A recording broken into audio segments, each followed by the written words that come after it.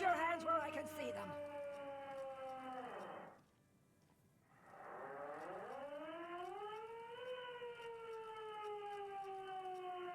Show me your hands.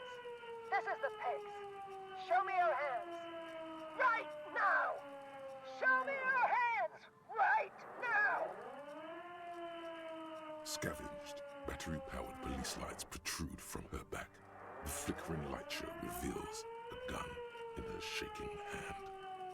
Her hand is trembling from some sort of neurodegenerative disease. Madame, please drop the firearm immediately.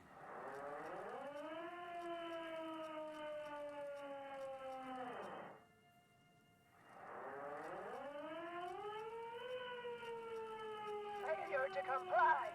Suspect is displaying aggression. Officer, under duress! Officer, under duress! Her eyes bulge with terror. Veins protrude on her forehead. I am the police. Don't move. Don't move. Hands on your head. Suspect is armed and dangerous. Suspect is on the loose. Suspect at large. Officer, administer street justice at our own peril. That one extra lick with a baton or extra knee strike above was what was actually required. Suspect is under control. Suspect is under control. Be careful, detective. Don't do anything that might set her off. The situation looks bad. Calm yourself. Steady your breathing. You have to go for the gun sooner or later. Perhaps you can learn crucial facts before you do.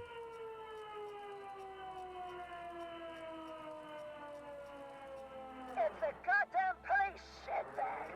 On the pavement. You're under arrest. As she waves her hands, you notice familiar-looking ampoules and packets sticking out of the mountain of police gear on her back. Medicine or drugs? Confiscated contraband. Restricted access. 2 kilos missing. Eyewitness report compromised. I don't think she's on drugs. Being off drugs might actually be the problem here. Officer in need of assistance. Suspect at large. Get on the ground. Ma'am, please. We want to help you, but you need to lower that weapon. Disturbance reported. Authorized deadly force. Sector, take the shot. Big red key. Big red key. Big red key. That's code for the battering ram. Cop talk. You know this.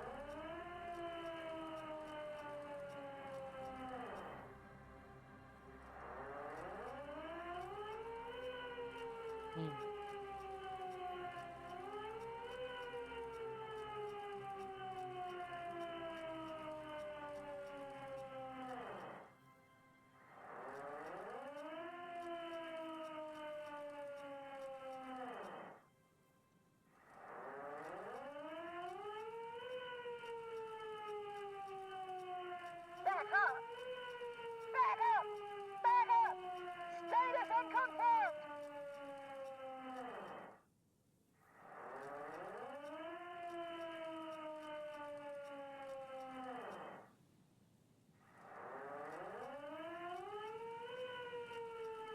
You are? Mr. Moran? No, Aggravated assault. Man down. Suspect on foot.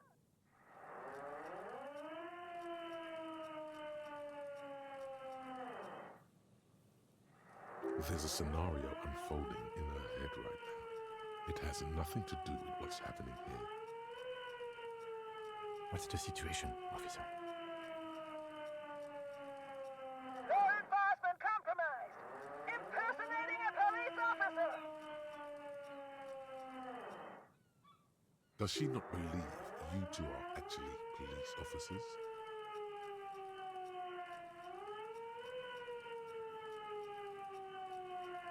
License and registration. License and registration. Come in, dispatch. Sector. Sector. Azimuth.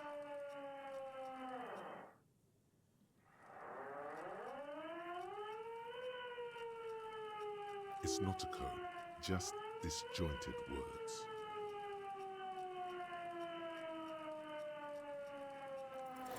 She's frantic, confused, teetering under all that gear. There's an opening if you just move fast enough. If not, the lieutenant's got her in his sights.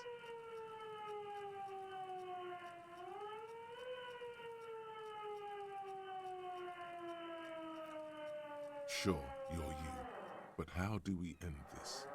She's not just gonna let you leave. Suicide by cop. Split-second decision. Eat lead, scumbag. Oh my god.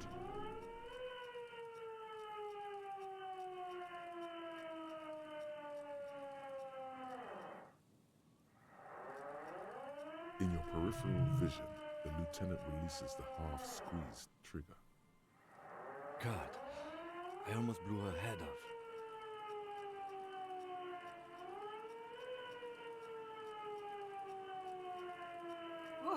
What is this? This isn't police issue. Police weapons have bullets. This isn't real. Police guns always have bullets. What is this? Why did you sell me this?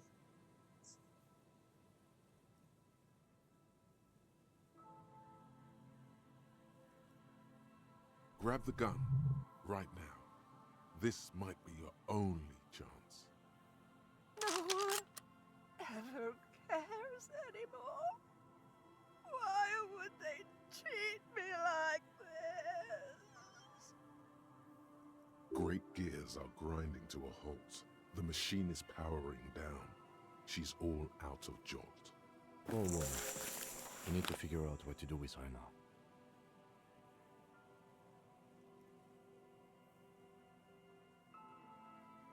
Nobody's ever around. Nobody ever comes to visit me.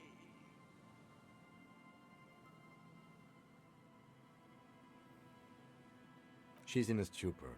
I've seen this before. God knows for how long. Could be days when they get like this.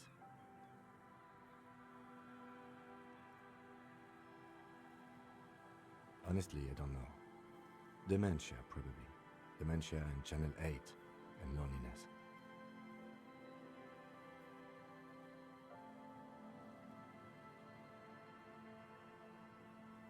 Could be. Her hands were trembling and she did seem uncoordinated.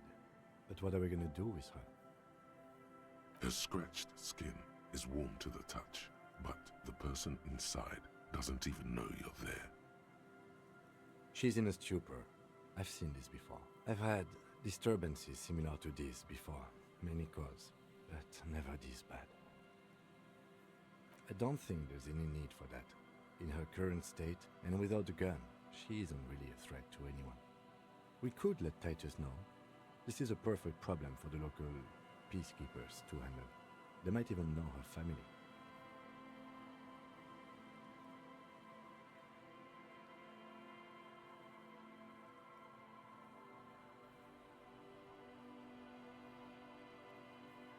Then we can ask him once we get back to the whirling. But we have to hurry, because it's late and they might have already gone home. But I think we're done here for now. Let's head out. This is done. Please, leave the radio on.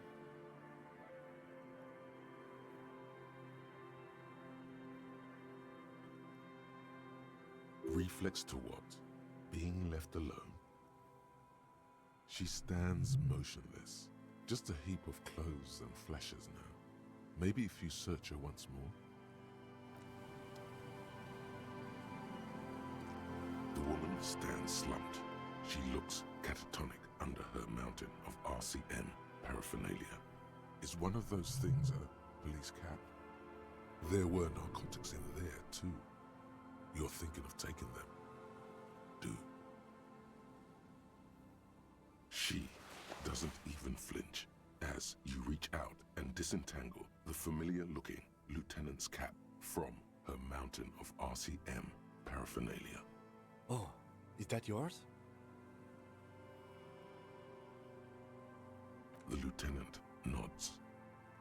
The old woman doesn't react to your touch.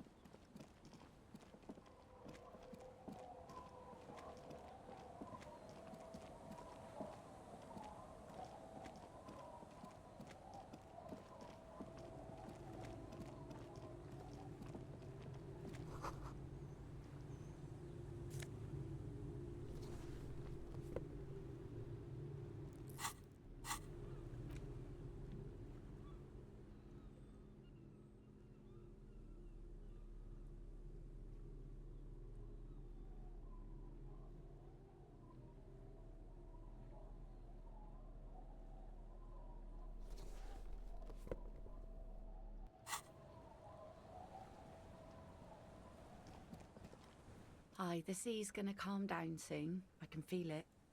The wind is turning southeast. What's on your mind, officer? Oh, that's good to know, I guess. Why is it in the sea?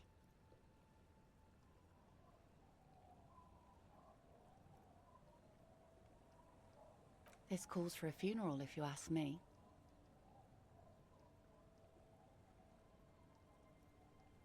Aye. Feels deserved, don't you think? Falling in the line of duty like that and all? Why odd? Our things are a part of our life world. They're made with our human sweat and they share human history. We should care about them as we care about humans. To some extent, at least. Life world. Someone's been reading up on last century Gotvaldian philosophers. Play it cool now. Oh yeah? You won't even be able to get it out of the water before early June. And where are you gonna bury it? Who to invite? What music to play at the wake? Take it from someone who's been through a few funerals. It's easiest to just leave them there and let nature take care of it. That's all we have time for right now anyway. Come back here in June and see how you feel about it then. It's not like it's going anywhere.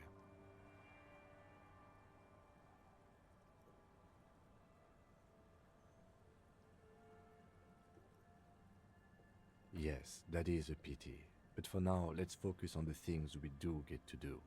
Like the murder investigation, for example. Oh? Who? Okay. When did this person stay here? Oh. I've been out on the sea for most of the past week. The weather's been good for fishing, so I usually start at 4 in the morning. Yes, that's the optimal time. Got to make the most of the calm. I've been sleeping like a corpse after. The sea really takes its toll. Now I'm just waiting for the wind to settle to get out there again. Sorry I couldn't help you out. Maybe I can help you find someone else. Well, how can I assist you then, officer?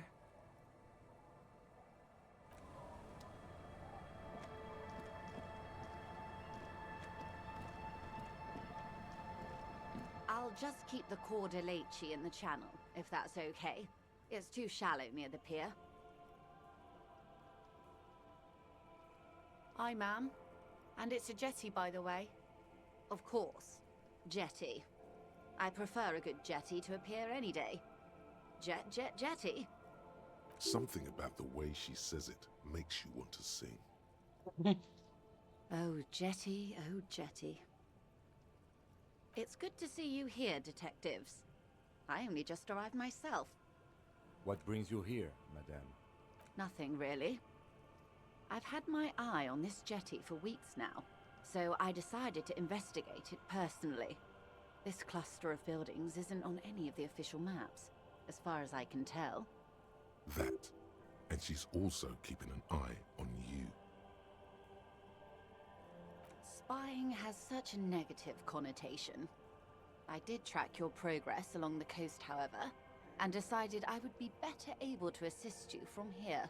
Then there's the matter of that little scamp in old lady clothes. She threatened to paint the Cordelate red.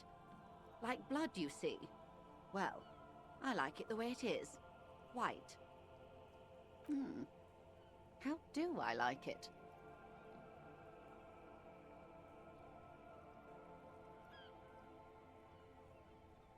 Water drips down eaves of Eternite. The jetty below her feet creaks to the tune. The smell of salt and dog shit in the background.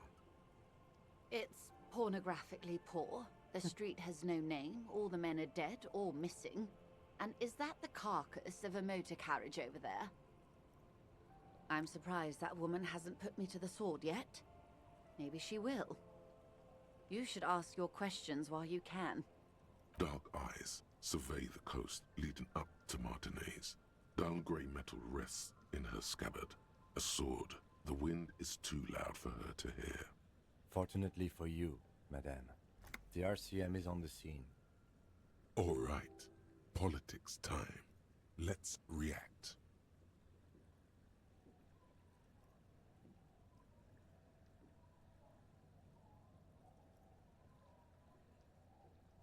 She could easily just... Have I told you how they discovered this place?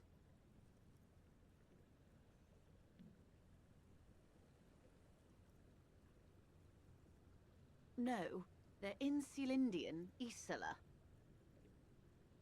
I'm guessing you don't know then. Well, your condition has left you no worse off than most of these people. The literacy rate is around 45% west of the river. 50 years of occupation have left these people in an oblivion of poverty. I knew you would sympathize. Most Revacholians will never know what this place means. Our home. This island of matter. Or why they were ferried over in the first place. Remind me to tell you one day. For now, how can I assist you in this new location?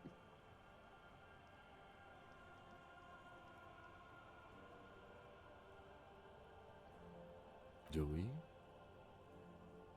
I hear you have singled out a suspect and are in pursuit. This is cause for cautious optimism. I would not want to delay you. This story she will tell only before she leaves Martinez, at the very end of her stay. Maybe there is something else I can assist you with, while you're hot in pursuit?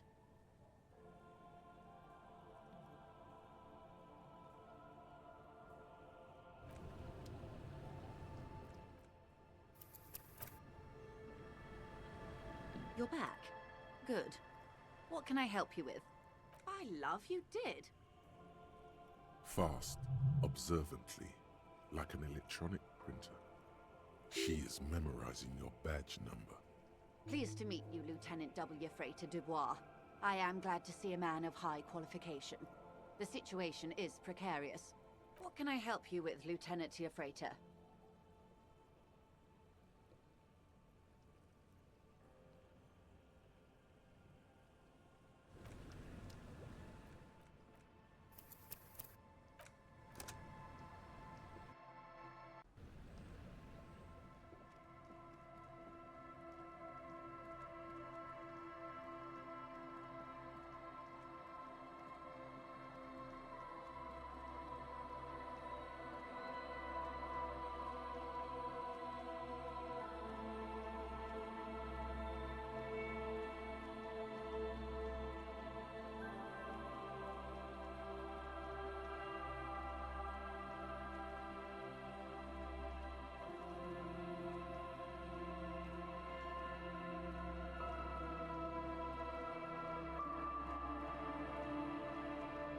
our tenant, the policeman.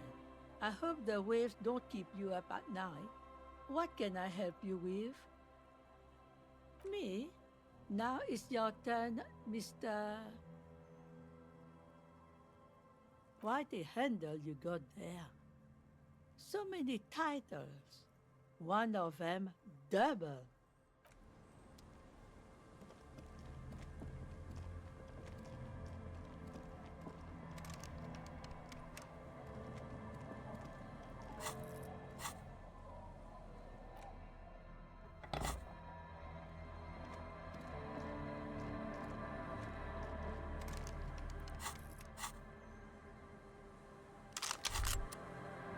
Holding the gun feels natural and satisfying. It's like an extension of your arm, the polished wooden handle almost fusing into your palm.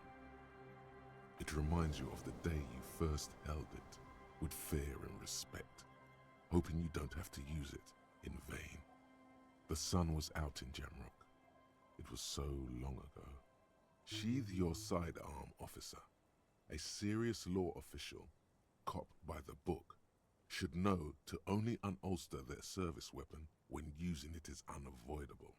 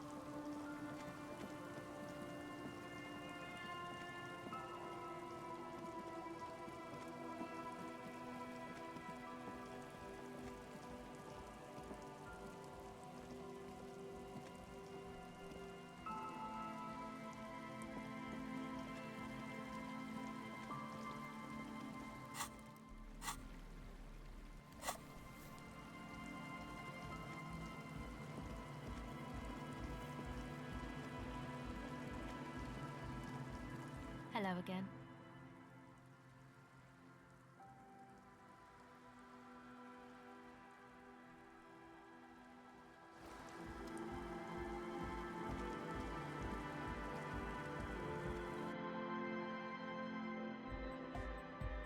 The large-headed youth has closed his eyes, lost in the music. Sensing you, he opens them. Good morning! Yeah! Pump it up! Pump it up! Pump it up!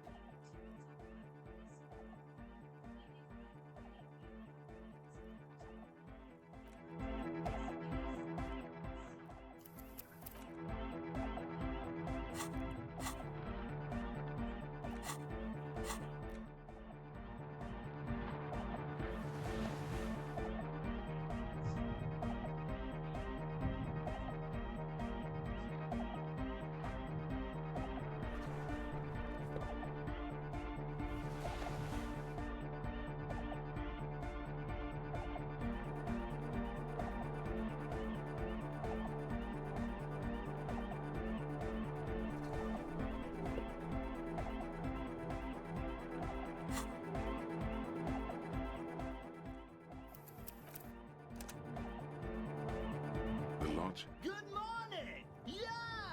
Pump it! No, that would be silly. Your body isn't for thinking.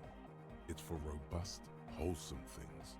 Things like discus, javelin, and 400-meter hurdles. Discus.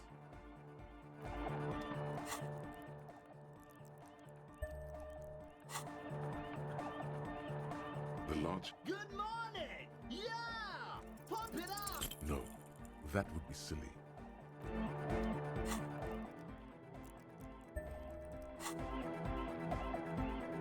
The large... Good morning! Yeah!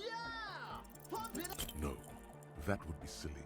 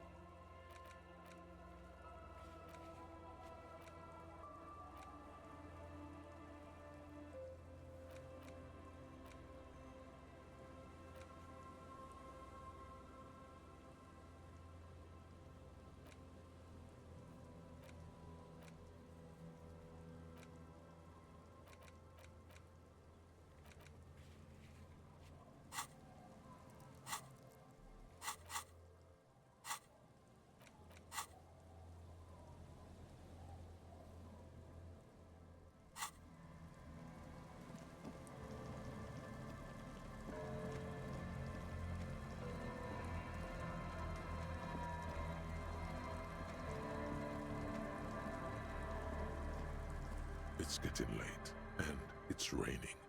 Time to call it a day. Good night, officer. We'll meet in front of the shack in the morning.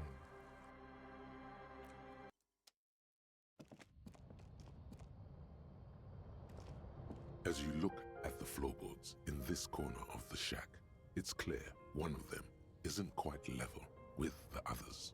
The edge of a floorboard next to it looks scratched. Hollow space underneath the floorboards is dark and damp. You can barely make out the mixture of sand and sawdust below.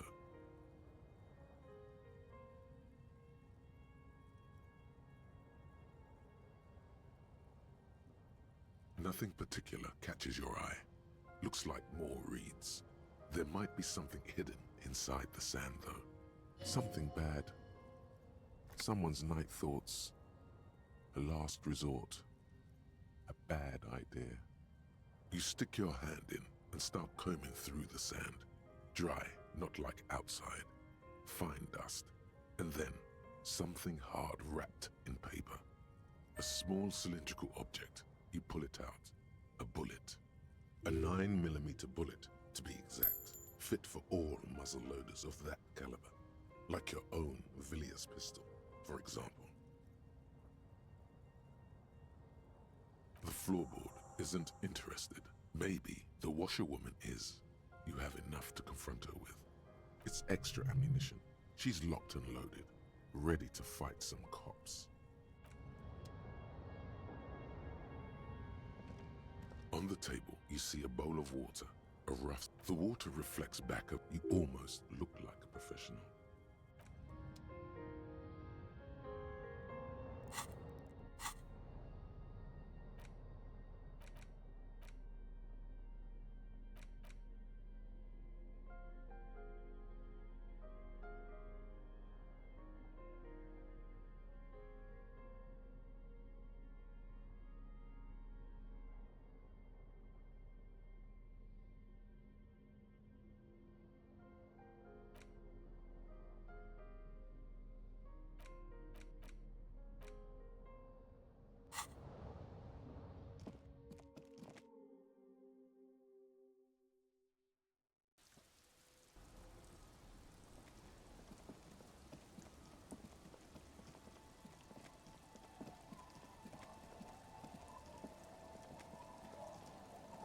Our tenant, the policeman. I hope the waves don't keep you up at night. What can I help you with? Damn that girl. And without anger, a long and harsh life has taught her not to buckle under pressure. Gone and hid things in there? She's usually a good tenant, and not a stupid one either. Yes, I let my room to that Ruby girl.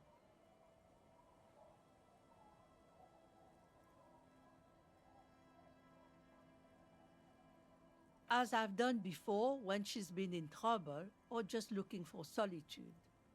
I've made it clear, we welcome all kinds of people here.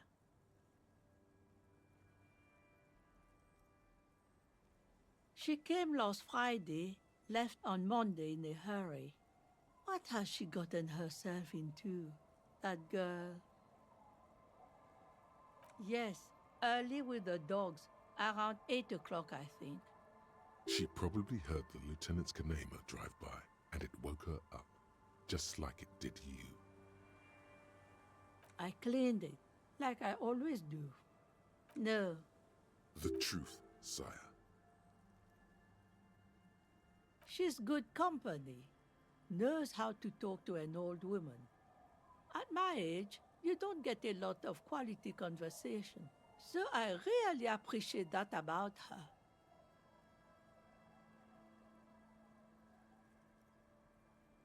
No, she was mostly silent this time, kept to herself.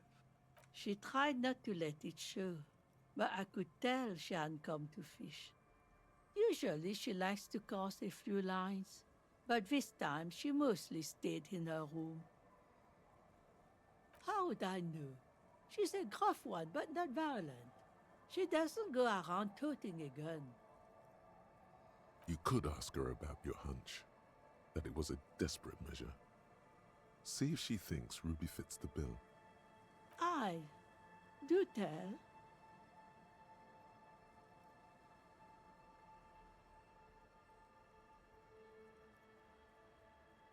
Exit from what?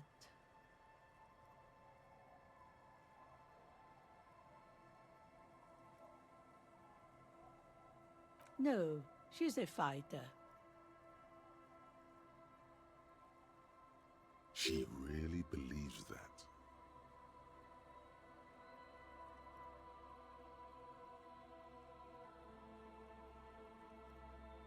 Not that I know of, though she was into nice music. She once showed me a few mixtape millions she'd made.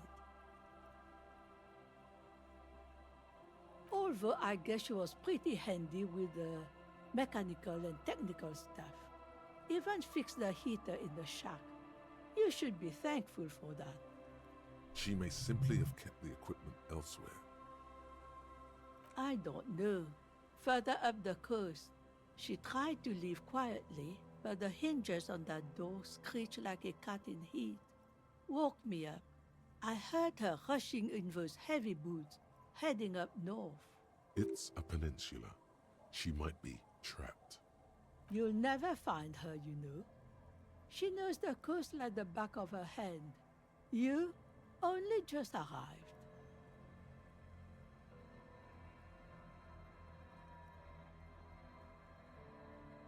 Yes, it's going to be too much work for you to find her. Better for you to stay here, get a nice cozy fire going in the heater. The Feld electric mural. You feel like you should go look at it again. Step closer this time. What more do you want to know about that poor girl? Yes, let's hear those other questions. One thing, officer. If you do find her, please go easy on her. She's a good girl, whatever she's gotten herself mixed up in.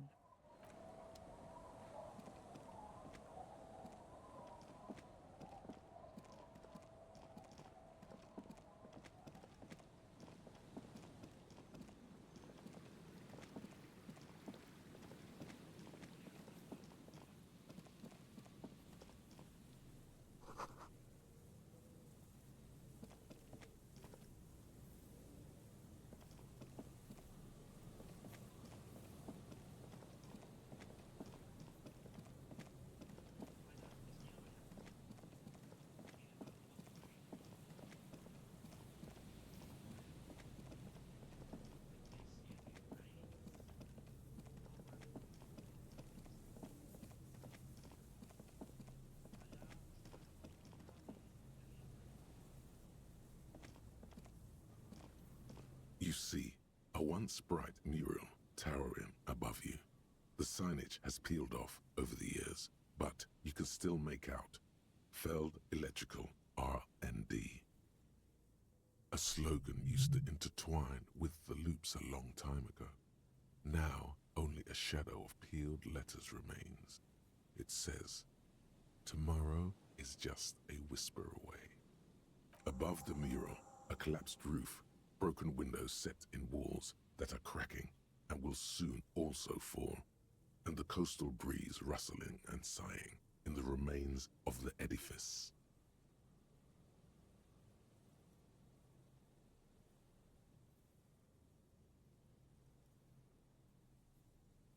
Feld Electrical. How ironic. All these dark rooms. Feld Electrical. You only know them as a small company that makes ink cartridges. Looks like they used to be big. There's something in the wind. Sometimes the only way to go forward is to fail first. You try to peer in, but there are no windows on this side. Only the disinterested whistle of the wind. Lieutenant Kitsuragi stands in front of a mirror, fixing his orange bomber jacket. You should be asking him that question.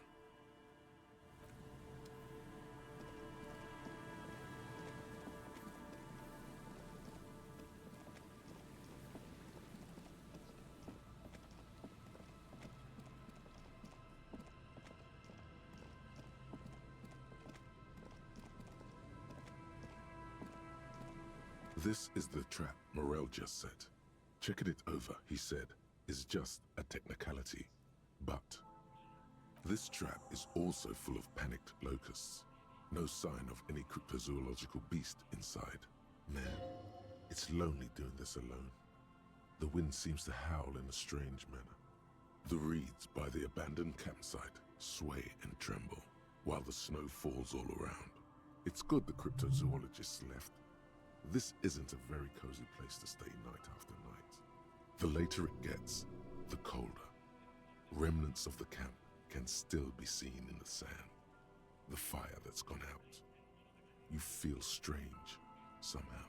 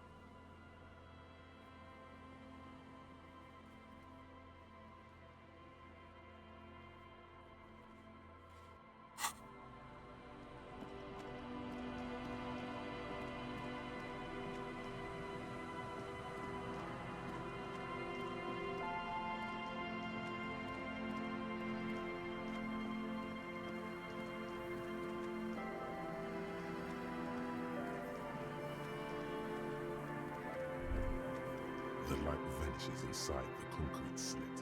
The structure goes deep under the earth.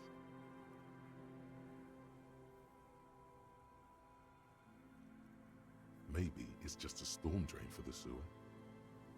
There's no echo and no answer.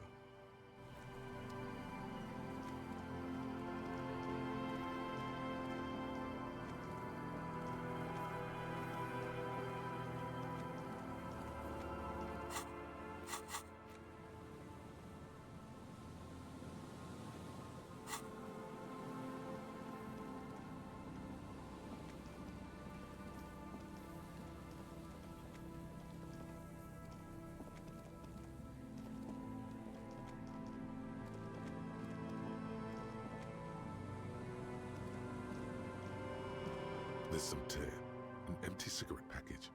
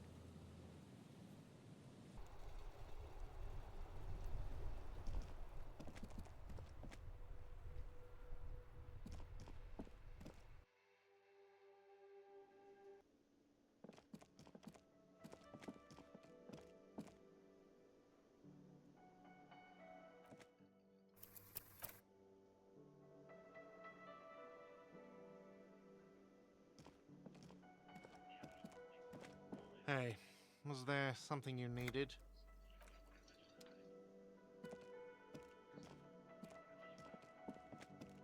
The stage is all set up for your performance. Feels silent, You can hear the pellets creak under your feet. You feel a little dizzy, a little unsteady suddenly. So, are you ready for your thing now? Let me know when I should turn on the karaoke carousel. Immediately, a loud feedback noise startles the room. You feel like an amateur. How are you supposed to hold the mic? Should you just sing into it? Where should you stand? Hands. Where do you put your hands?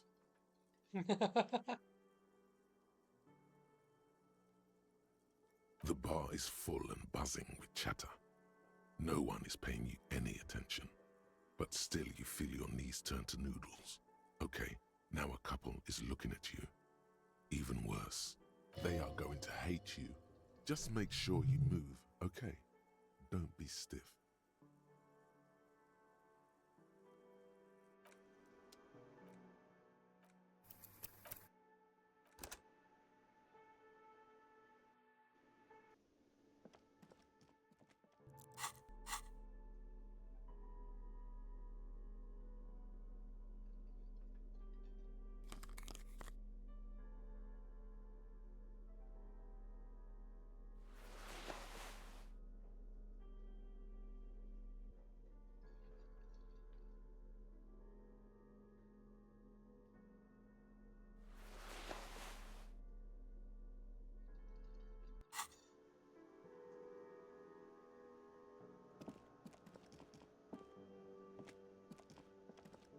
The stage, you feel... So, are you ready for your thing now? The bar, just make sure you move, okay?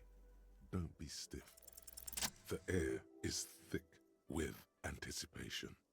Someone dims the lights as the music starts. Okay, here we go.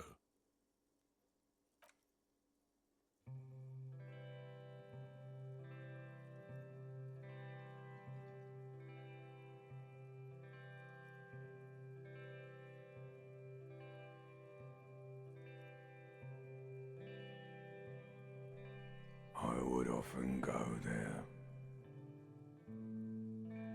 to the tiny church there,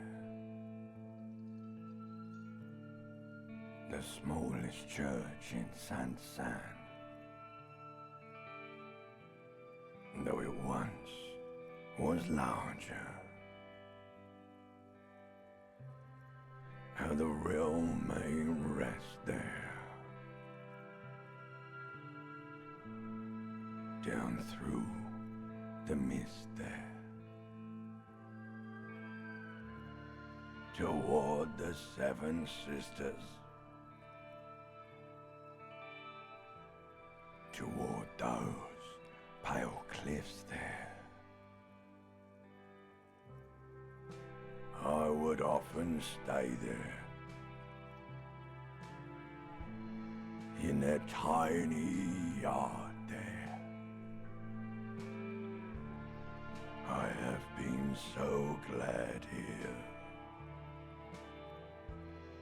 looking forward to the past here. But now, you are all alone. None of this matters. No, none of this matters at all.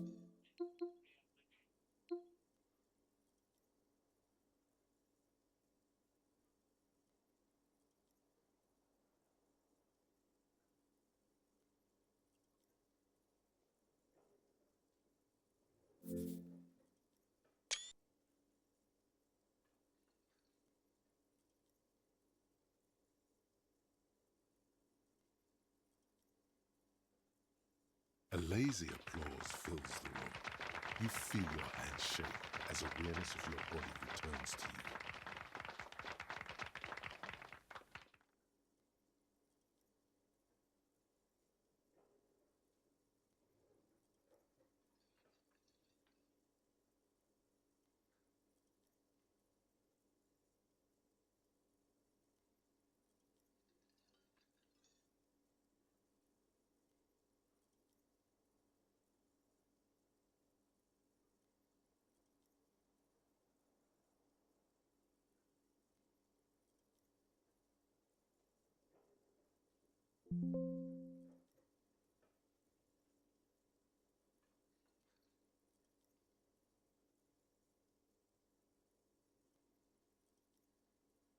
There is silence now in the deep where the voice came from. It has receded, to return only in dreams and nightmares.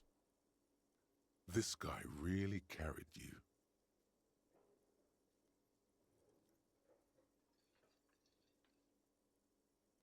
The microphone amplifies your voice in an uncomfortable manner.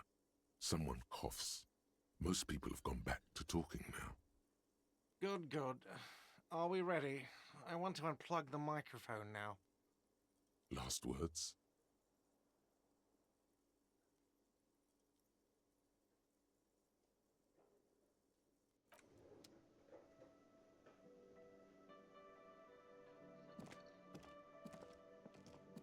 Ah, smallest church in Saint-Saëns, right?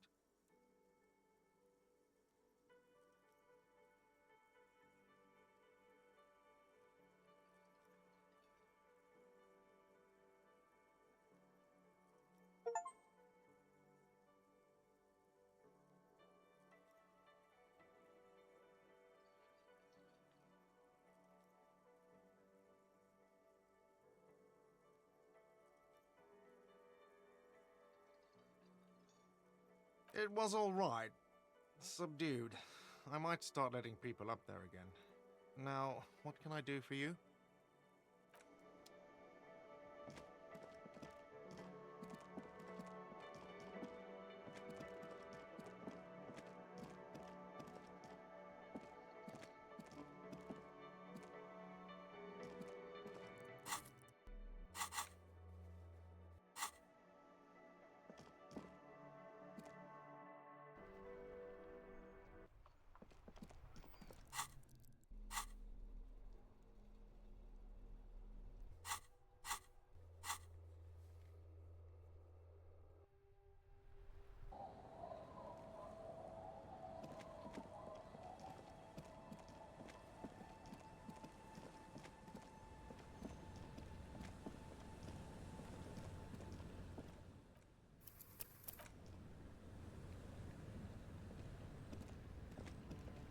You're back. Good. What can I help you with? More lessons in basic reality? My favorite part of the day. Go ahead, ask me anything. Are you sure you're sure? Your colleague seemed adamant. Okay. The Pale is the most dominant geological feature of the world, Detective. The separative tissue between the islas. It is the inter-islary mass. Isla is a Messinian word for a continent of matter, enveloped on all sides by the Pale. Also, isolation, or landmass. We used to believe there was only one. In the last 4 centuries, we have discovered 7. Windy, Seol, Samara, Ilmara, Grad, Katla, and this in Sulinde.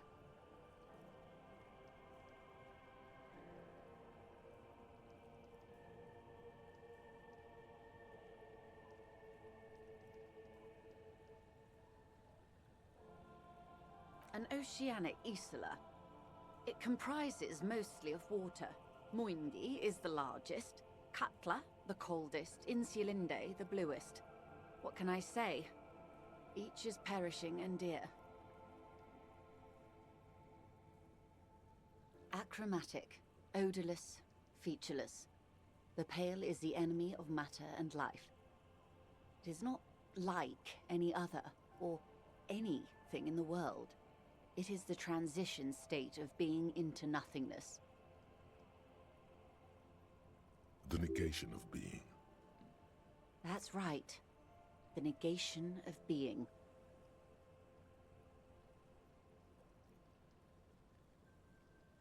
No, Detective. We're safe. It begins there, 6,000 kilometers to the north, and even more to the south, east, and west.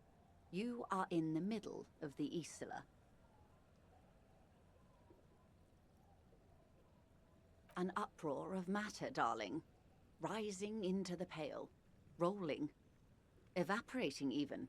A great vision. The area of transition between the world and the Pale is called Porch Collapse. Imagine a grey coronal mist. Cold vapor marked by spores of an opportunistic microorganism.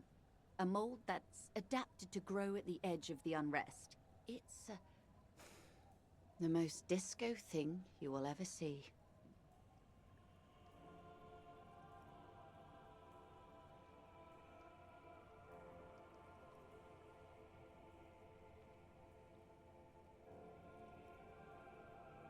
It's difficult to describe, or even measure. Something whose fundamental property is the suspension of properties. Physical, epistemological, linguistic. The further into Pale you travel, the steeper the degree of suspension. Right down to the mathematical. Numbers stop working. No one has yet passed the number barrier. It may be impossible. Oh, it is so difficult for us.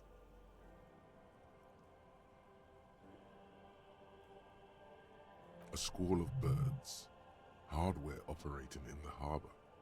Firm. Self-evident. It is possible to force dimensions on the Pale. In modern times, we can even compress its latitude, bouncing radio waves from one end to the other, shortening the path. But it is still hard for humans to navigate the Pale without getting lost, or having our minds damaged. Extensively. Some say the damage stems from extreme sensory deprivation. Others argue that Pale somehow consists of past information that's degrading, that it's rarefied past, not rarefied matter. They call it the blend over of the self. The Pale does not only suspend the laws of physics, but also the laws of psychology, maybe history even. The human mind becomes over-radiated by past. Who says and who argues? The logical positivists say, the dialectical materialists argue.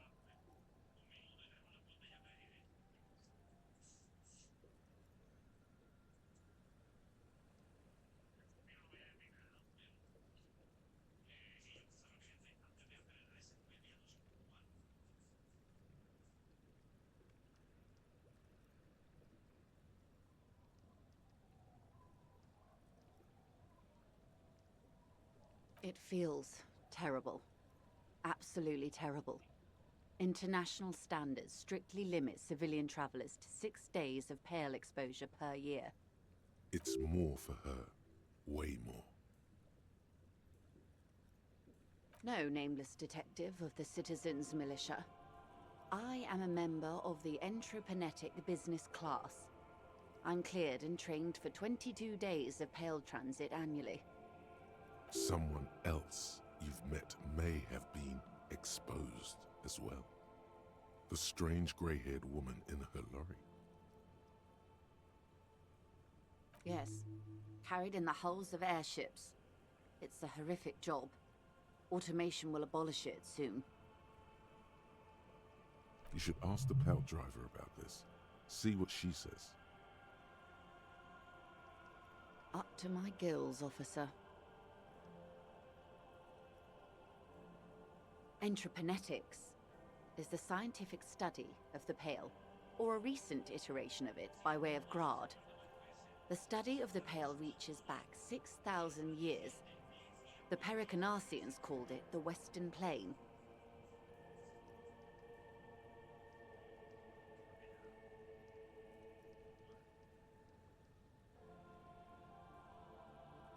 They had not traveled the entire circumference of the Pericarnassian Super E Solar. It was not merely in the west, it was everywhere, even then, surrounding them. There are signs of pre-modern crossings. Successful navigation of the Pale relies not just on technical know-how, but intensive psychological preparation. Some of these tactics have been known for thousands of years. Nothing. We remain powerless before the Pale. The only real advance in Pale transit is the speed with which an aerostatic craft can pierce it. Less exposure leads to less effects later. Hybrid airships, Detective. Conventional rotors or jet engines no longer add velocity after the point of reference for motion is suspended, once you've crossed from near Pale to far Pale.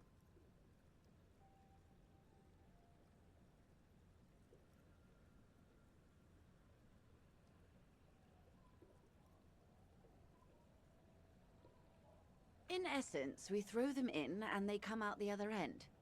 If we throw them precisely. Then they don't. Gone, like a skipping stone beneath the surface.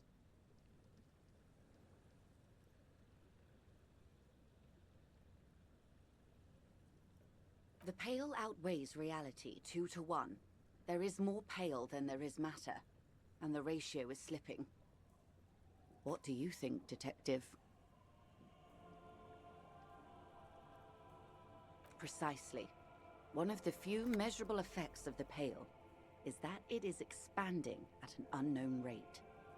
An intuitive conclusion of that development is that one day the Pale will cover everything.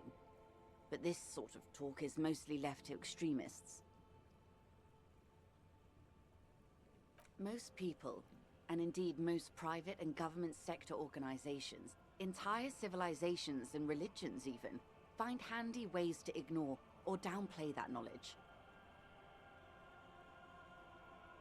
I suggest you do the same. It doesn't look like you're doing the same. The suggestion was meant in earnest, Detective. Live life. Yes, sweet reality. But before we do, tell me, Detective, is this the first time you're hearing this? Do you really not remember anything? Beyond curious. Tell me, what do you think of the Pale?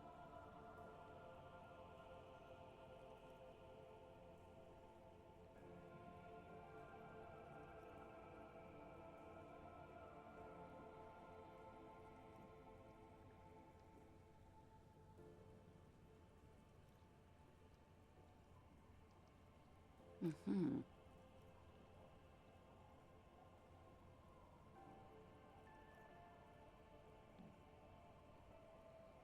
You really didn't know. This does not spell good for the investigation, Detective. If you don't know even this, then...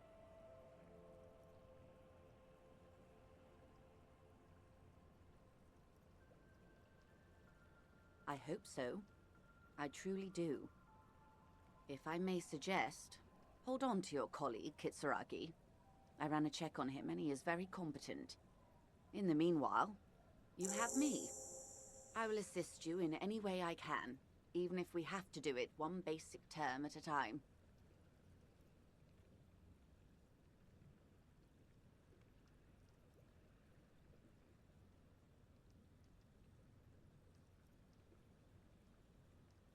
Glad to have been of assistance. The little that I know. Anything else? Kingdom of Conscience. The kingdom of conscience will be exactly as it is now. Moralists don't really have beliefs. Sometimes they stumble on one, like on a child's toy left on the carpet. The toy must be put away immediately, and the child reprimanded. Centrism isn't change, not even incremental change. It is control over yourself and the world. Exercise it. Look up at the sky, at the dark shapes of the coalition airships hanging there. Ask yourself, is there something sinister in moralism? And then answer, no. God is in his heaven. Everything is normal on earth.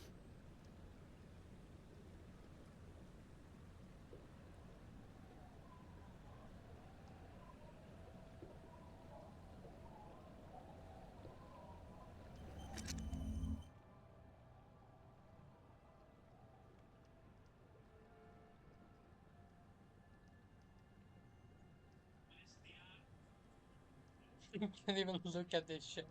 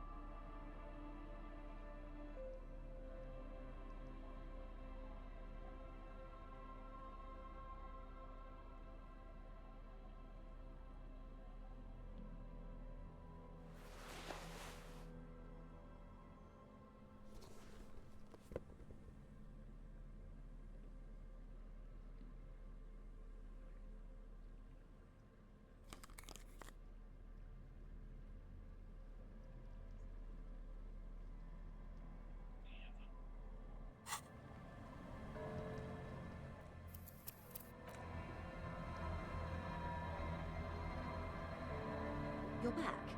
Good. What can I help you with? More lessons in basic reality? My favorite part of the day. Go ahead, ask me anything. It remains a mystery what you mean by this something close.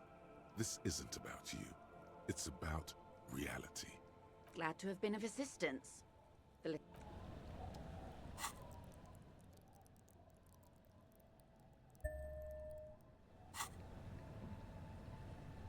You're back. Good. What can I help you with? More lessons in basic reality? It remains a mystery what you mean by this something close. Glad to have been of assistance. The little bat.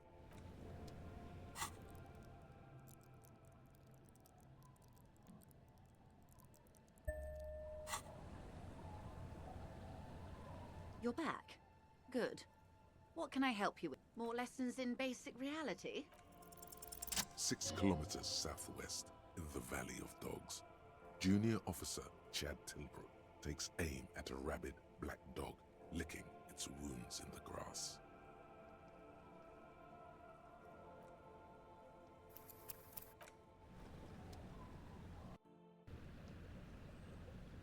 You're back. Good. What, more lessons in basic reality?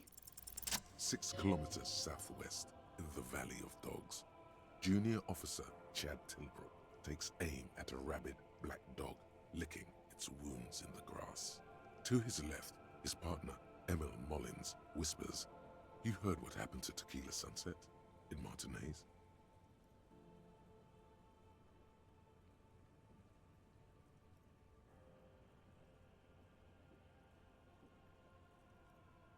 "Yes, he lost his mind," Tilbrook answers, fingers on the trigger. "Don't worry, Emil."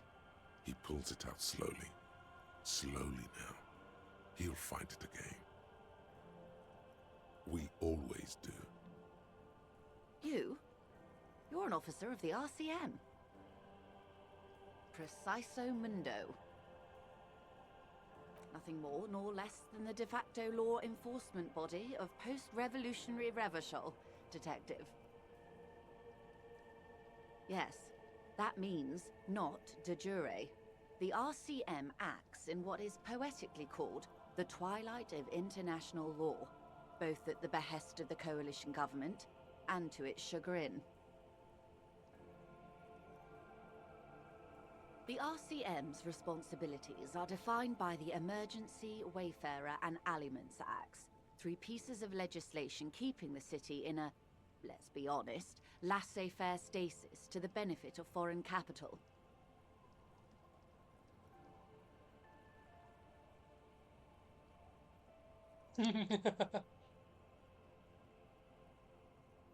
There's nothing basic about your role, Detective.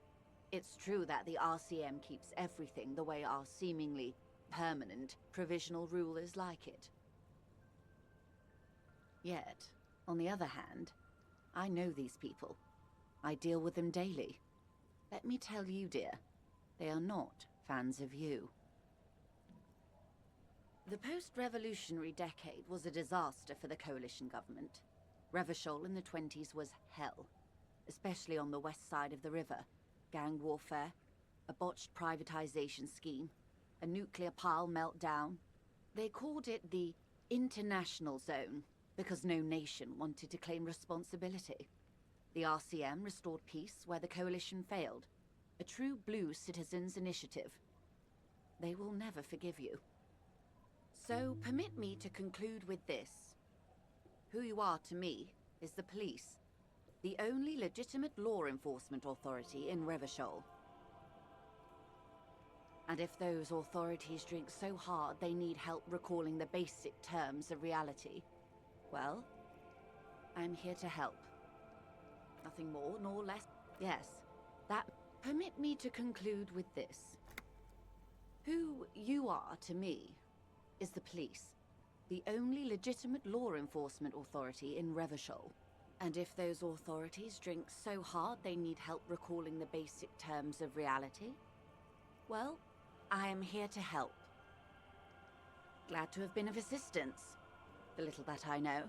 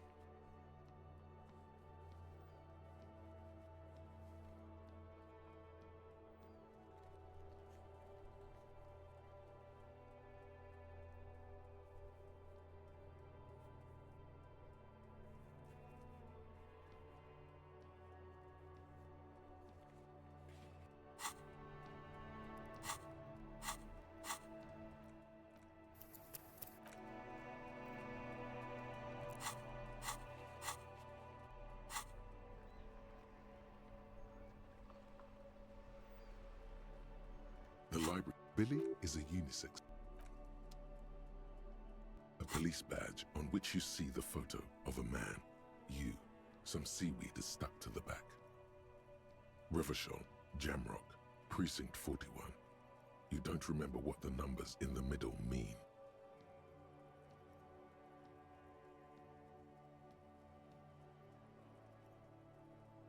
The badge was issued roughly 4 months ago. A new document is given to you as part of a promotion, or when you lose the old one.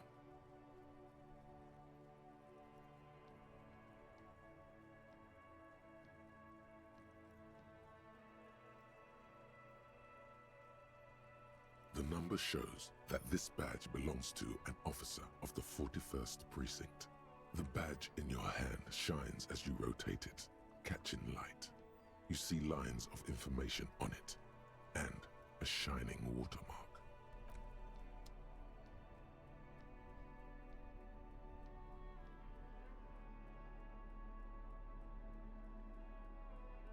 A cockatoo is a parrot with an erectile crest, found on the Seminine Islands and in southern Fas a la Mer.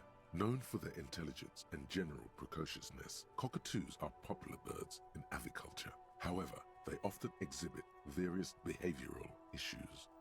This book talks about the delicate nature of toos, as well as introducing some of the most popular species among the bird enthusiasts. The funeral cockatoo, the major majestic cockatoo, and the most common bang bang cockatoo. It's colorfully illustrated.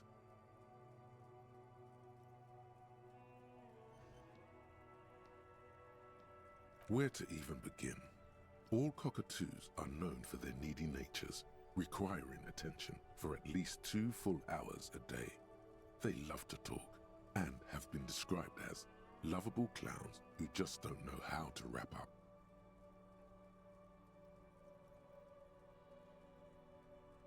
Pet owners also report moodiness, loudness, and hostility as recurring issues.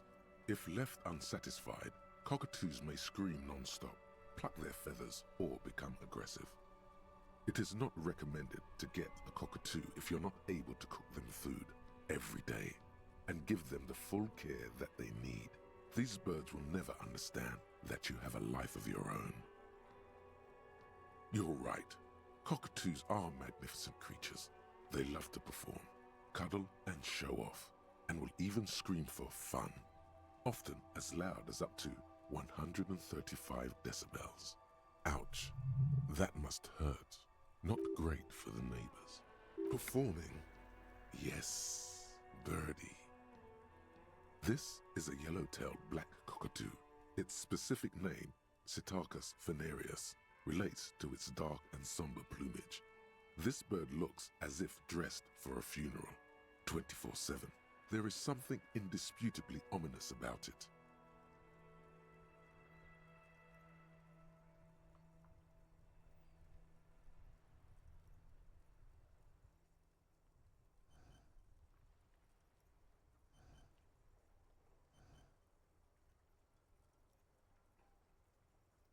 Perhaps the most impressive of all the species, the endangered major majestic cockatoo, is often described as the most flamboyant bird in the jungle. Its pink-colored wings and flowing crest embellishing its proud and bumptious nature.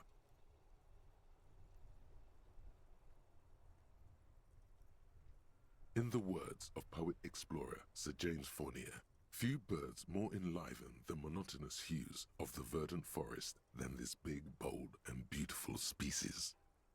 Despite its banging name, the bang-bang cockatoo is actually the shyest of the species, common in almost all Seminoles forests, as well as zoos and homes all over the world. Its plumage is mainly gray and white. The Seminoles name, bang-bang, is thought to be of onomatopoeic origins.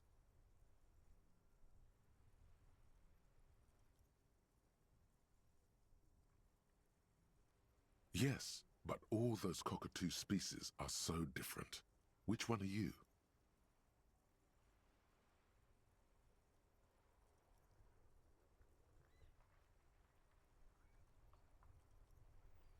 You're right. You're Psittacus venereus embodied.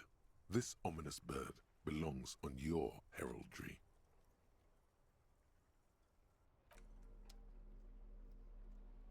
The face of King Freecell smiles at you. For some reason, the smile now strikes you as more forced than it did before. Comrade, as you know, this journal takes its name from Mazov's immortal expression, Du cristal à la fumée. This was his way of describing the way the rigid, crystalline structures of capitalist ideology turn to smoke under communism. But, like the structures of capitalist ideology, we too are at risk of going à la fumée, unlike many publications which are content to spoon-feed their readers reassuring drivel. La Fumée is committed to telling the radical truth, even when that truth may drive away potential subscribers. Only 4 issues in, and it sounds like they've already alienated their readership. Perhaps they've overestimated the market demand for this kind of commentary. So please, if you value our radical Mazovian perspective on contemporary politics, culture, and international affairs, please consider subscribing today. Yours in struggle, the editors. You flip back to the front of the magazine. The table of contents unfolds before you. This section includes a long, tedious critique of the latest round of free trade negotiations between the EPIS nations and the Free State of Semenine. You also skip over an article about heavy fuel oil smuggling along the Messina border, something about bear wrestling in Samara, book riots in Yugograd.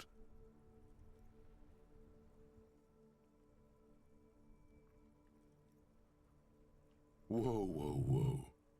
Bear wrestling. Flip back to that. It seems to be part of a new public fitness initiative in the People's Republic of Samara, SRV, devised and promoted by none other than President Kenajinsky himself. According to this extremely credulous account, Uncle Sport, as he's affectionately known to his people, has recently decreed bear wrestling the national sport of the SRV.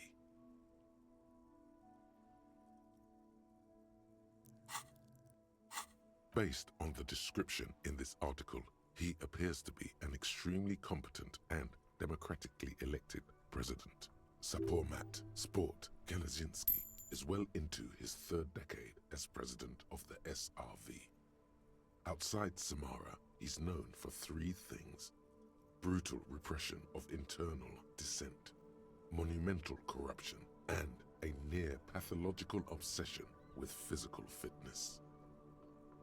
It's quite straightforward. A standard match features 1 man, or in some cases woman, against 1 bear. 2 competitors, 1 ring, 5 rounds, or until incapacitation. According to the SRV's Ministry of Information, the program has been a tremendous success. Public support stands at 87%, and youth obesity and alcoholism rates are down 12% and 7% respectively. This is the SRV we're talking about. If you think those are the real numbers, there's probably a guy who wants to sell you a bridge in La Cherte. What are you, a statistician? Did the moral intern send you on a fact-finding mission? This is the SRV party line, comrade. You flip back to the front of the magazine. The table of contents unfolds before you. It takes a moment, but gradually it dawns on you that Kunst und Kultur must mean arts and culture. Why they decided to title this one section in Volda is beyond you. Obviously because it's cool to drop random phrases in foreign languages. As you leaf through this section, you come across several reviews of recent radio plays, as well as a brief artist spotlight featuring a local artist identified only as CS.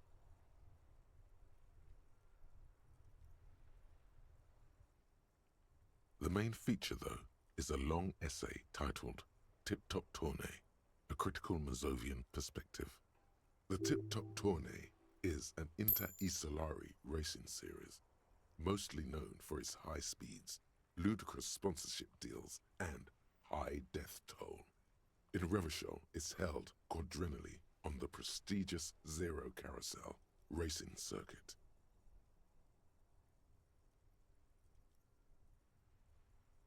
This so-called artist spotlight is really just a brief Q&A, made all the briefer by the subject's evident hostility to her interviewer.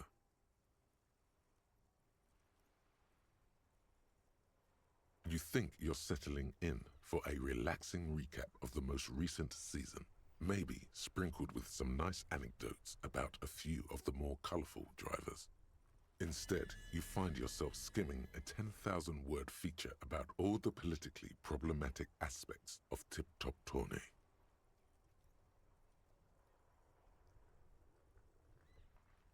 Where to even start? For one, there's the crass commercialism of its sponsorships, and then there's the practically criminal emphasis on deadly motor crashes. So, all of it, basically.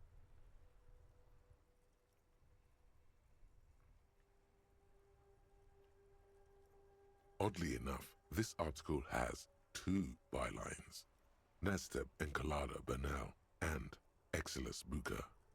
There's no way those are real names. Have you ever met anyone named Exilus? Come on, they're plainly pseudonyms.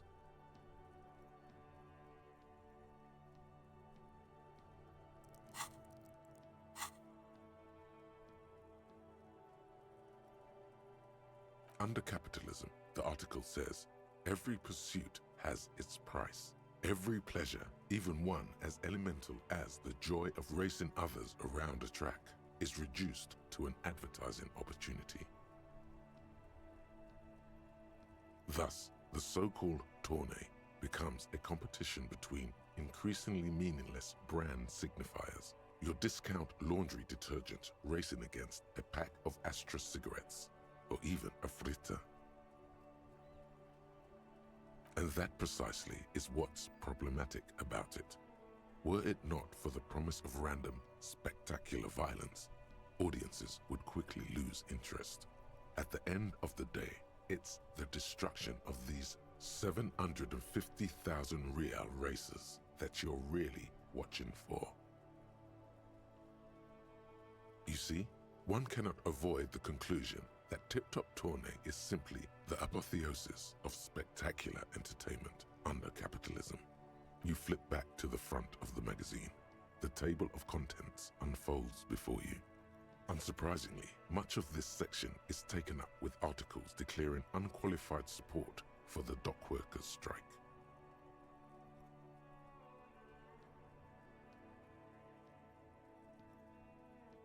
You skim the headlines.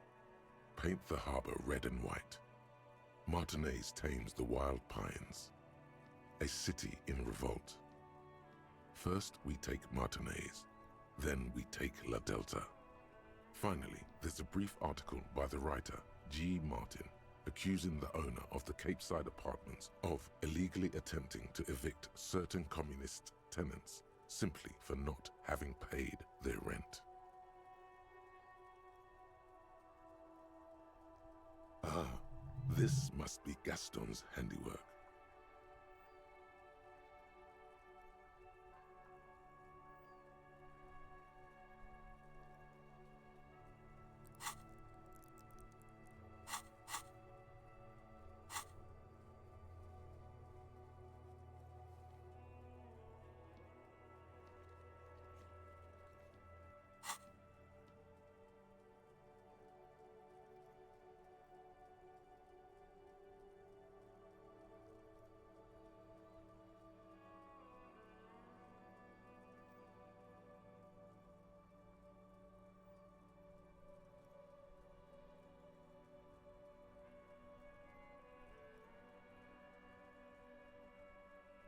According to these editorials, there can be no accommodation with the forces of international capital or their mucilaginous allies in the coalition.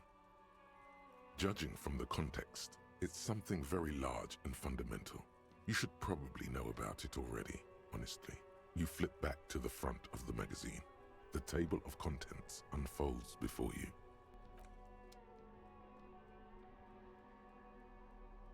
In your hand, you hold Dick Mullen and the Mistaken Identity. The brittle paperback feels fragile to the touch. The cover features a pastiche of different scenes. In the foreground, a man in a dark overcoat clutches a pistol to his chest. Rising up behind him are two silhouettes wrapped in a passionate embrace. The tagline reads, "Detective Dick Mullen must prove his innocence after an old friend is murdered by someone who looks just like Dick Mullen." That seems to sum up the premise nicely. The story opens with a knock at the door. Detective Dick Mullen is greeted by an old friend, Charlie Spillane, who's come to Mullen to ask a favor on this dark and cold night. Spillane needs Mullen to drive him in from Vespa to a small town along the Elysium coast. Despite his friend's apparent agitation, Mullen does as he's asked, then returns home where he passes out drunk, as he does most nights.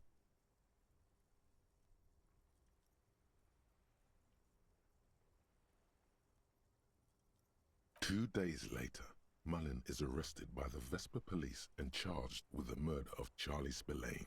At his interrogation, Mullen learns that Charlie Spillane was shot in a bar in the very town Mullen dropped him off in by a man matching Mullen's description. Desperate to clear his name, Mullen manages to convince the Vespa police to release him for 3 days so that Mullen may solve his friend's murder and prove his innocence. Of course, Mullen didn't do it. That's the whole premise of the book. Anyway, Mullen returns to the seaside bar where Spillane was murdered and meets a beautiful, mysterious woman named Diana Deneva. And not just any dame.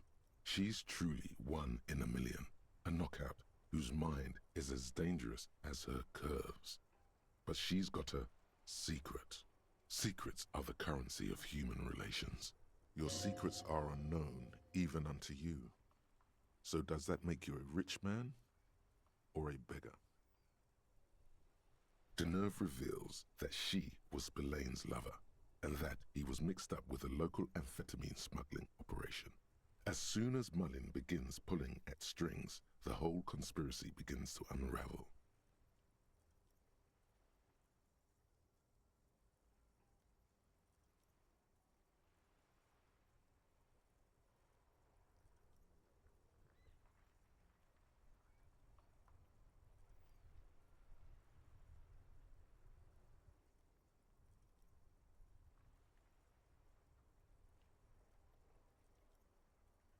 Not only is the local police captain in on the amphetamine ring, so is the son of a powerful politician and a strung-out art collector named Torvald, each of whom has his own reasons for wanting Spillane dead.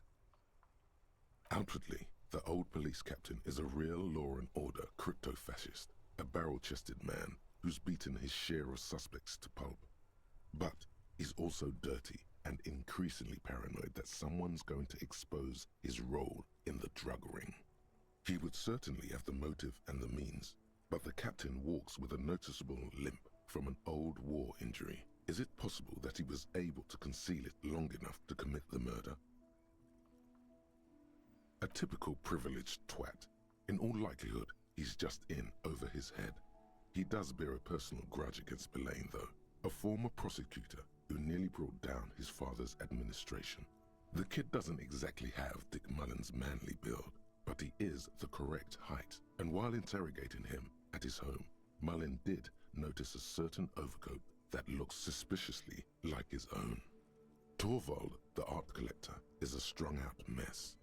Frankly, it's hard to imagine him holding a pistol steady enough to actually hit someone, let alone plug them 3 times in the chest the way Spillane got did.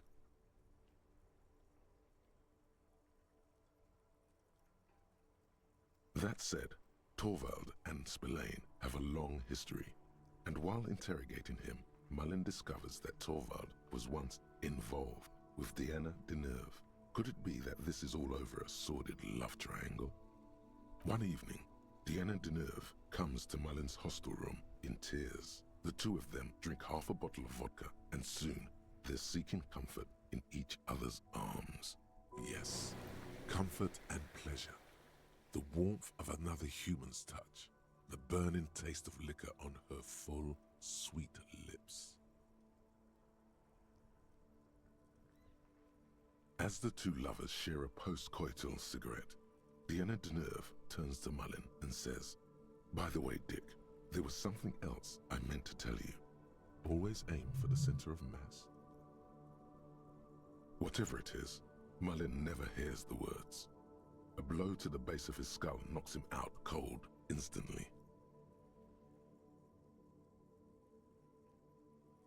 When Mullen comes to, Deneuve is dead on the hostel bed next to him. To make matters worse, his clothes are covered with her blood.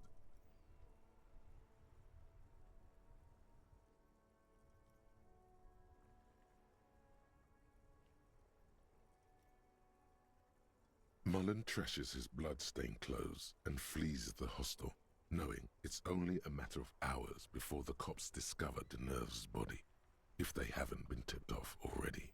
The heat is on. If Dick Mullen can't solve both murders before the cops catch up to him, he's going away for life. Can you solve the case before the cops close in? What is it, detective? It's a dangerous line of work, but somebody has to do it. That's why Dick Mullen never lets anyone get too close. There was never a time when he wasn't a detective. He was born a detective. For a moment, you cease to read the story on the page and see the book for what it is, a collection of brittle, cheaply printed pages held together by glue made from the hooves of horses. You won't find the answers you're looking for here, in other words. There was never a... Dick Mullen was made to crack skulls and solve cases. It's who he is. He could no more stop being a detective than a tiger could cease to be a predator in the night. You're no tiger though, Harry. You're a man. It's your curse to have to choose. For a moment, you cease to read the story. You won't find the answers you're looking for here, in other words. Is it really so evil, detective? Like what? You don't know how you know, but you can feel this book laughing at you. You think contemplating art is going to save you?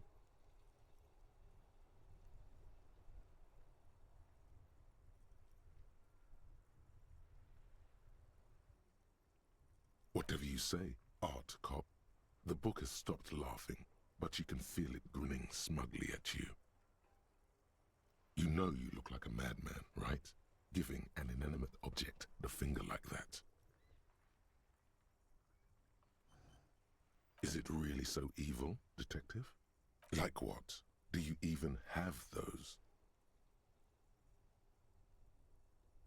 Did you lose them, or did they leave you? Do you even know the difference? But then, what does this book know? It's just a poorly made piece of pulp garbage made to be consumed and discarded.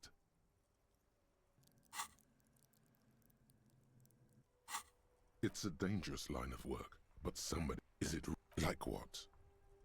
There are worse things in the world than the pursuit of chemical pleasures, but there are better things too.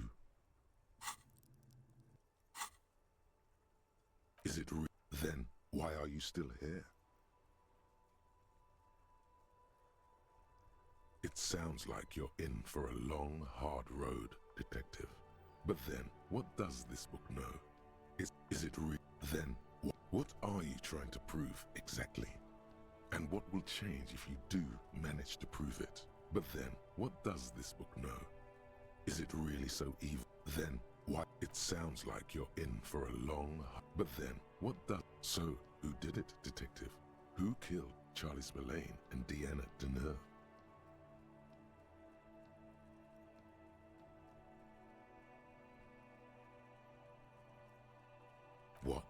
That doesn't even make sense. There's never a straight answer with you, is there? You just get hooked on random stupid notions and then repeat them every chance you get.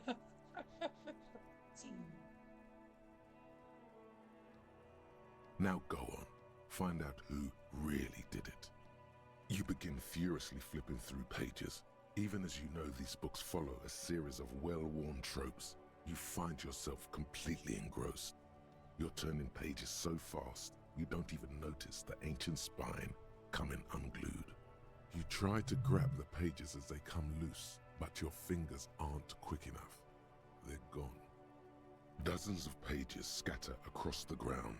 The last fifth or so of the book seems to have been lost. It's possible that you could gather and reassemble the pages, but it would take way too long. Yes, blame a dead horse for your fat, clumsy fingers. Don't forget, it could have been the delirium tremens. In your hand, you hold 4/5 of Dick Mullen and the mistaken identity. Why? There's truly no point. You'll never know who did it, because those pages have literally been scattered to the wind. If you insist. But again, it's really pointless. The story opens when Spillane needs Mullen to drive him in. In your hand, you hold 4/5.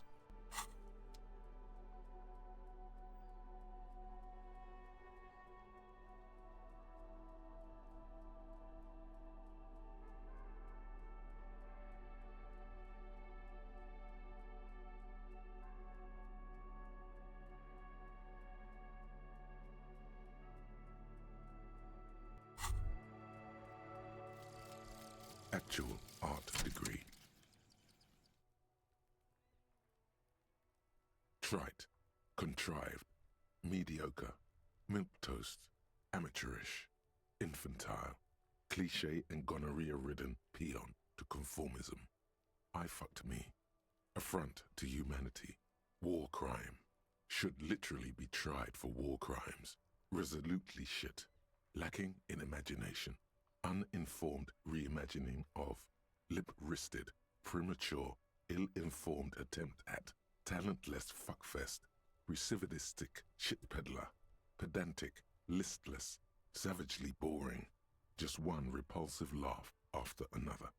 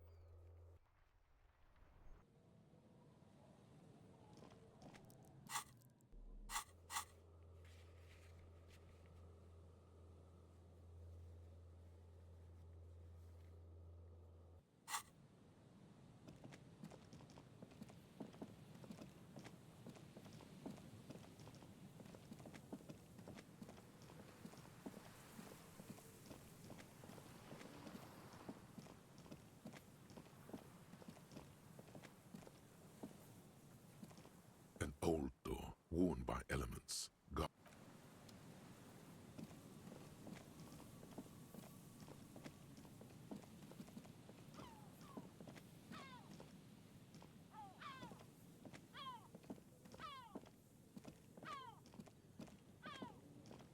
This trap's not too hard to spot, once you know what to look for. Keeping it hidden has not been a priority for the cryptozoologist. The reeds shake sadly in the coastal breeze. Snow specks the stalks. Most of it melts quickly, relinquishing form to darkness. The wind picks up here, near the Cape's end, surrounding the narrow strip of land from 3 cardinal directions. It's cold for this time of year. Nothing but locusts in this trap as well. Definitely no cryptozoological monstrosity.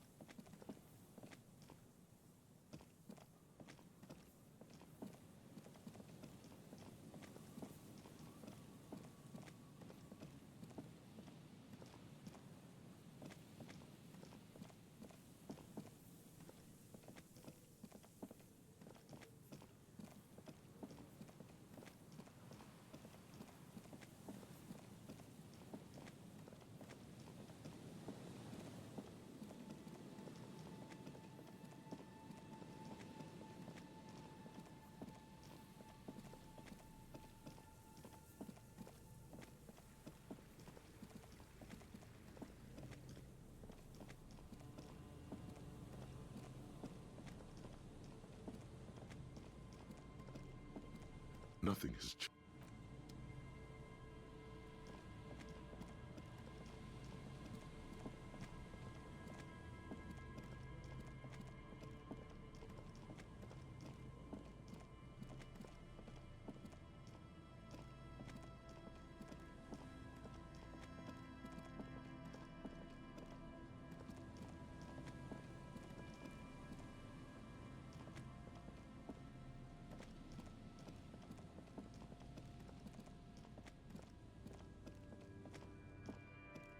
It takes you a moment, but finally you spot the last of Morel's traps. This one's partially obscured by the reeds. The reeds rustle confidentially, while the residential building, menacing in the darkness behind you, shield them from the wind. The trap feels light and silent as you pick it up. Something is different here. No locust. No phasmid either, but still. Nothing. No traces of the locust or the Insulindian phasmid. What happened? The netting is a little untidy, messier than the others, like someone or something picked up the trap and shook it before dropping it back down on the ground.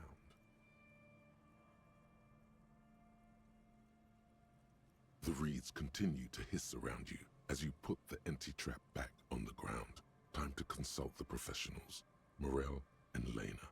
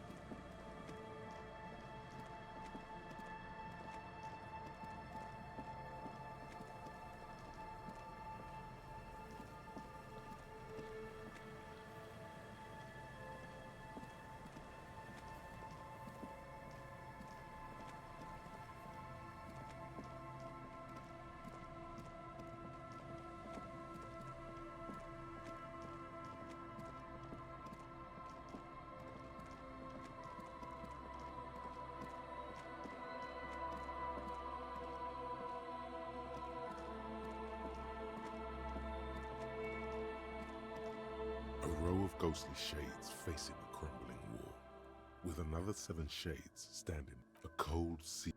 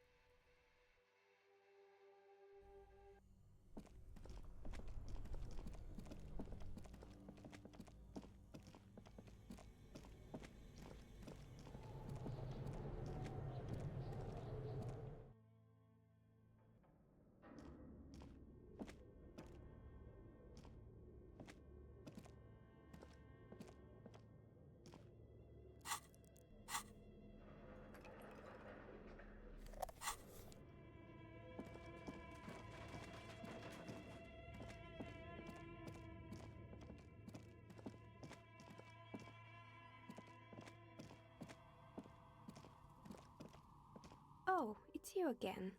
Are you looking for a die? Of course.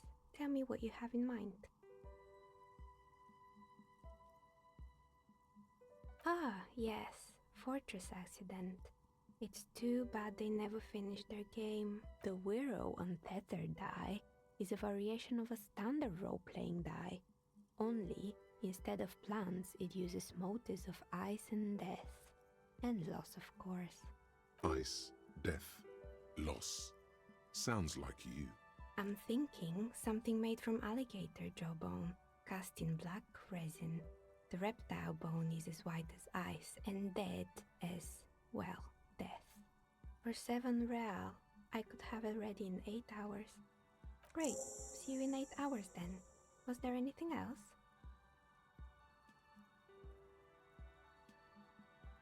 I'm sorry. I'm a bit overloaded just now, so I can only produce 1 die per customer.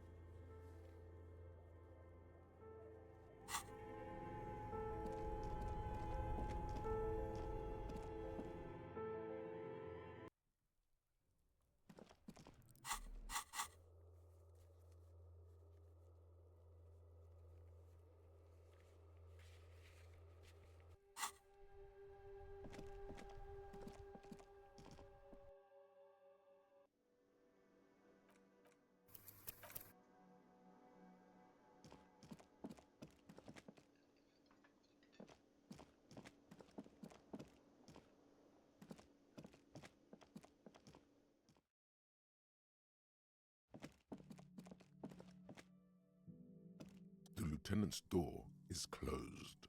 No response. What are you doing? Still, no response. Where is he? Isn't it party o'clock? Is he not worried that you haven't found the murder weapon yet? Doesn't he want to go for a little drive? You hear the sound of a drawer closing, followed by the shuffling of feet. Yes, what is it? What time is it? To clear our heads from what? Sleep? Good night, Harry. The lieutenant's...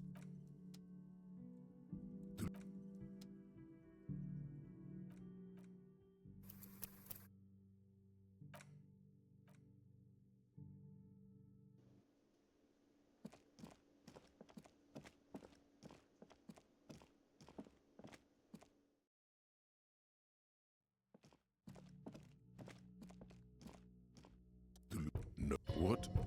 Where is he? Doesn't he want to go for a little drive? You hear the sound of a drawer. What is it, Harry? What time is it? Well, I don't know either. You should get some rest. Good night, Harry.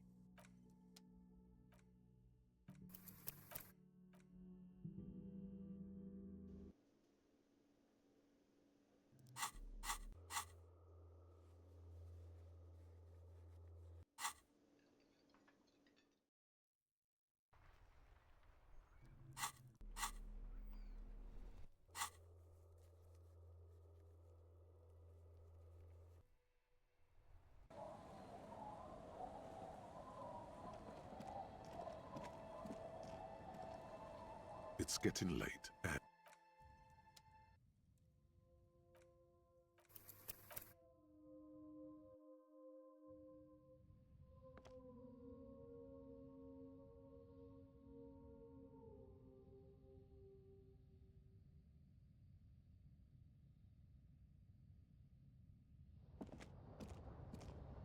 The bed is comforting, if a bit run down. Still, you've earned a rest. Across the room, the heating system hums its soft lullaby. The mattress feels soft and sheets warm. It only takes you moments for the world to fall away. thoughts, baby. A million little lights in the dark. You're one fine instrument, brother. All those faces and all those names. All that laughter and screaming and scheming around. Every corner and every street. Recorded in you forever on Faraday.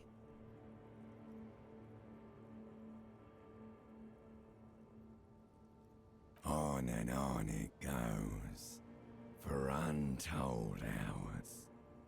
At the disco where you first asked her to dance. Rising, rising, above the dark curvature, the great wingspan of sleep, studded with stars.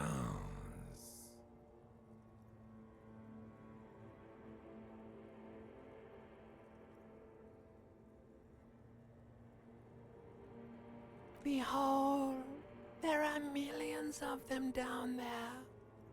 The first time, the last time, the smoke in her mouth, the plotted flowers, the faces turning, changing. It's the world, Harry boy, and you're made of it. Every day you're out there, you make more of yourself from it. I'm afraid you can't be unmade now.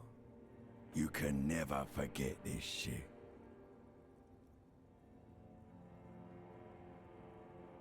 Beautiful. It's stuck on loop, whirling, spitting out words and images. You're the son of the world again. Harrister, a ceaseless agent. Picking up litter and old newspapers. Collecting your little bubblegum wrappers and idiotic picture postcards. Meaningless, meaningless keepsakes.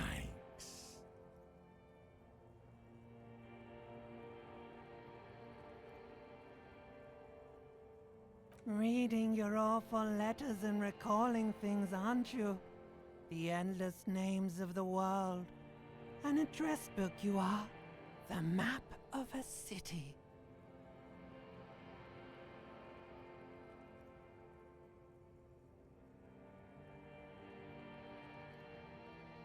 You'll go insane if you keep going like this. One more day, and you'll be in the loony bin. I just know you will. And for what, brother man? For Revacon. Always and only Revacon. Solving your little crossword puzzles. Doing your tasks. Crossing names off lists. Trying to become some sort of world detector. It won't make it okay. It won't put smoke back in her mouth.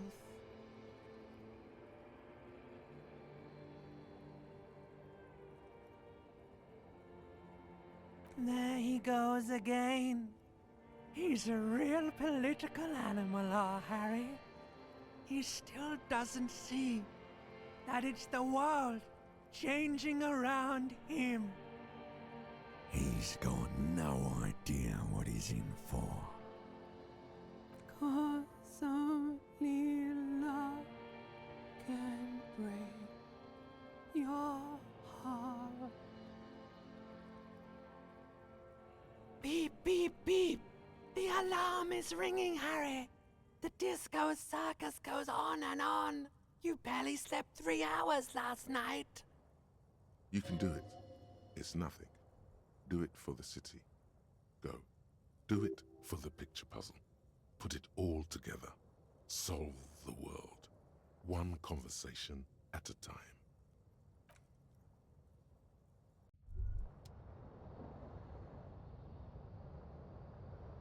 You were right, brother.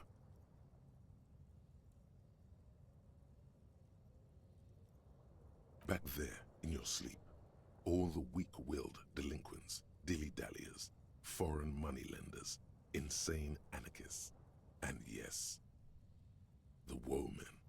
They've run this place to ruin. The game was rigged from before you even knew how the pieces move, soldier.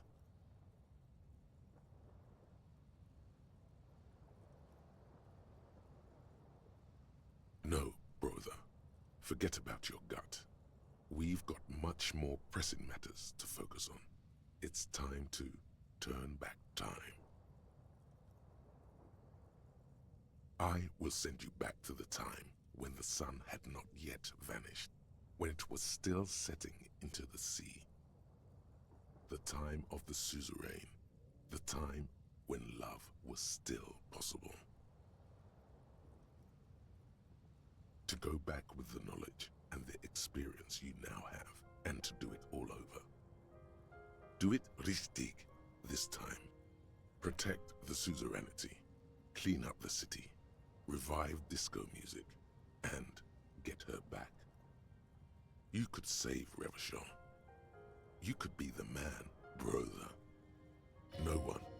Don't ask about her. You fool. Second chances are not about questions. They are about actions. Are you ready to start taking action, brother? There must be others like you.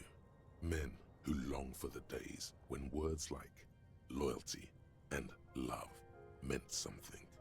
People whose yearning for the past is so great they barely live in the present.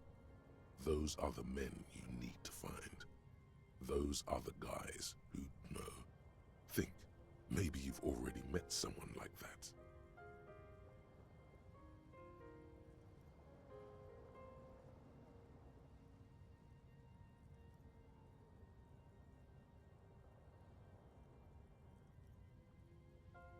Oh yes, Gary is exactly the kind of guy we want.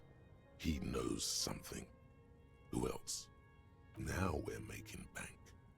A man with guts and a memory. I felt it too. He could be a treasure trove of wisdom. Who else? Bullseye. And that's the vibe we're looking for. Those are the people with answers. And by longing, you meant blatantly racist, right?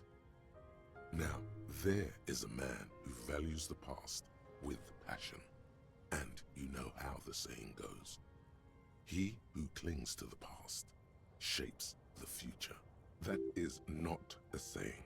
It makes no sense. Measurehead is exactly the kind of man who'd know how to step back into the past. No, not her. She's a woman. Anyone else?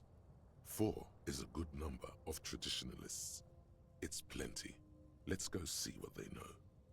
History will remember us, and this time we don't have to worry about her being kind. Praeterea Ridia, Kingsman. Charge for Revachon. Charge for love.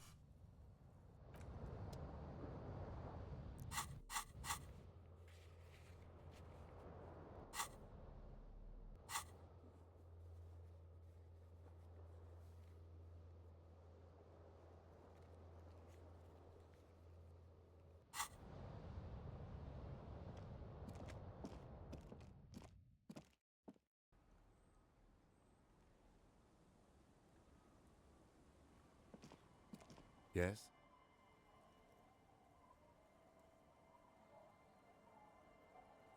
Wonderful. What is your takeaway? I can't stop a grown man from learning about the fundamental geographic and anthropogenic features of our world, can I? Perhaps I was overprotective, is what's insinuated. In Elysium, behind our eyes, like all human beings, detective, the world is what it is. I'm glad to see you're stable. Keep it that way.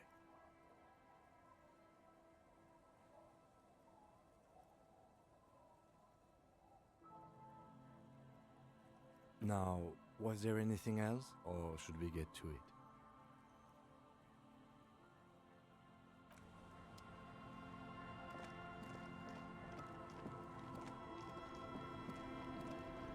waves are beginning to die down.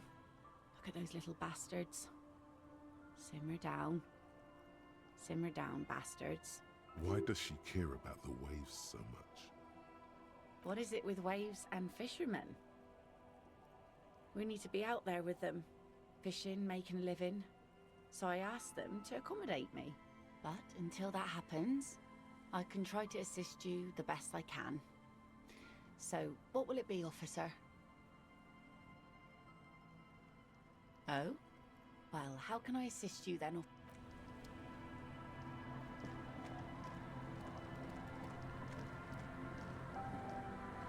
You're back. Good. What can I help you with?